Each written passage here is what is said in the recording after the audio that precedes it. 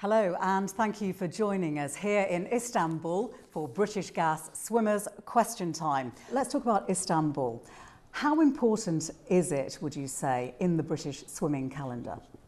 For the youngsters, it's very, very important because the European short course means the least of all international events, if you like, but it is an international event, and it is one of the first times that people will stand up there against the big guys. And I remember walking up to poolside when I made the senior team when I was 15 years of age, 15, 16, and it's one of these things when you walk on poolside and you see Germans, Russians, Americans, whoever it might be from another country, everybody's so used to racing at home in Britain, and they know the pools, they know who they're racing against.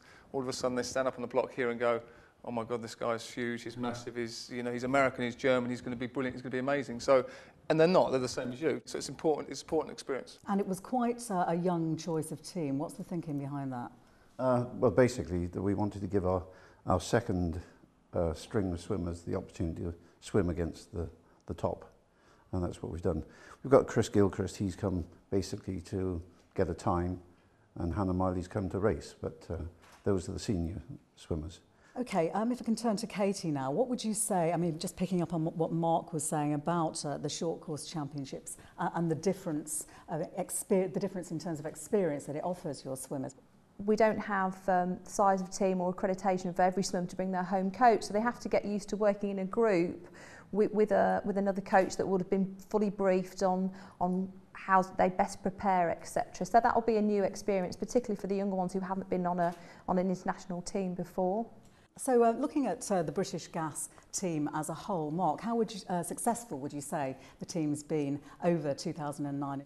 Really, really successful. I think the World Championships this summer was our best World Championships ever, and we seem to really we'd always have one or two or three people that sort of perform, if you like, and especially on the women's side now, we've got a couple of handfuls of really, really good girls that, I mean, it always takes one or two people to sort of set a benchmark, if you like. For argument's sake, Becky and Jo, all of a sudden they're the two people that the girls behind them are racing. They're trying to chase those girls, and all of a sudden if you beat one of those girls, you're one of the best in the world. So how are we going to encourage more youngsters to come through? But we've had from a very young age got a huge pot of people to choose from, and I think it's 300, there might be even more, 300,000 registered swimmers with British Swimming, but it's keeping them in the sport.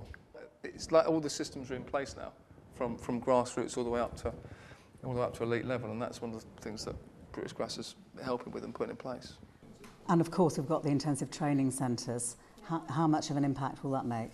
I think it'll make a big impact because a lot of them are based also at universities, and the way that the degree systems are working are much more flexible, so you can spread your degree over a longer time, so you can continue with your education and train and be at the British Gas ITC at the same time.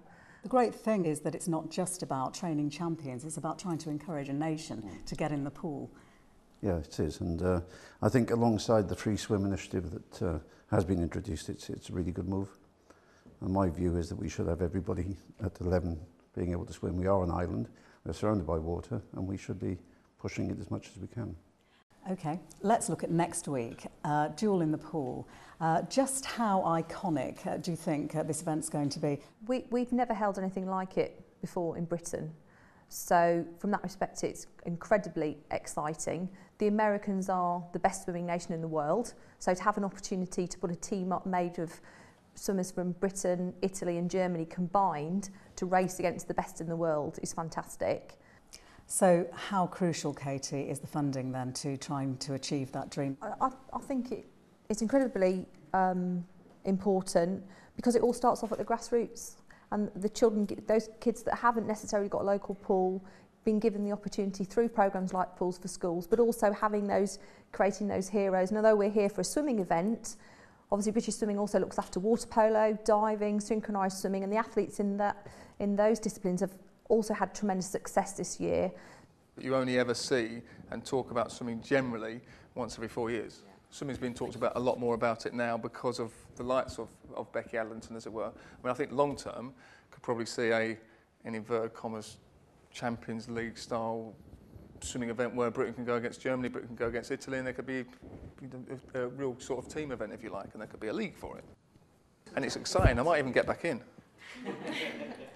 This has been an inspiring insight into British swimming, and thank you, of course, for joining us here in Istanbul. We hope to see you again perhaps next week, the 18th and 19th of December, for the British Gas Duel in the Pool. In the meantime, you want to watch this webcast again, then please log on to www.swimmersqt.com. That's swimmersqt.com. And in the meantime, thanks for your time. If you're near a pool, jump in.